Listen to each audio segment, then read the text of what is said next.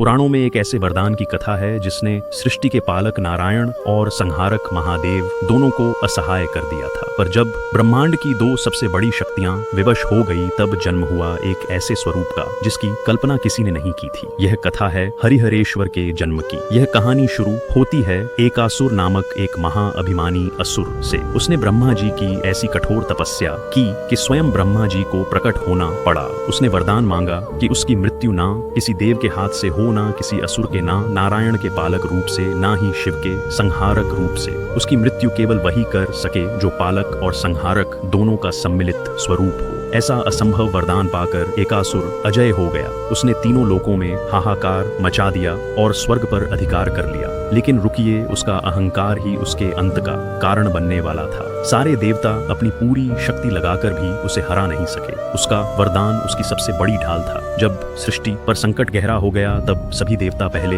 भगवान विष्णु के पास गए और फिर महादेव के पास। दोनों ने महसूस किया कि इस असुर का अंत कोई अकेला नहीं कर सकता। तब ब्रह्मांड के संतुलन के लिए भगवान विष्णु और महादेव ने वो निर्णय लिया जो आज तक के इतिहास में कभी नहीं हुआ था। वैकुंठ और कैलाश की ऊर्जा एक होने लगी। नारायण का पीतांबर और शिव का बाघंबर एक होने लगा। एक हाथ में सुदर्शन चक्र था तो दूसरे में त्रिशूल, एक मस्तक पर किरीट था तो दूसरे पर चंद्रमा। उस दिव्य स्वरूप का आधा अंग हरि का था और आधा हर का। उस अद्भुत स्वरूप का नाम था हरिहर। जब एकासुर ने इस स्वरूप को देखा तो उसका सारा अभिमान चूर चूर हो गया। हरिहर के एक ही प्रहार से वह असुर मोक्ष को प्राप्त हुआ। कहते हैं जिस स्थान पर यह अद्भुत लीला हुई वही पवित्र भूमि आज हरिहरेश्वर के नाम से जानी जाती।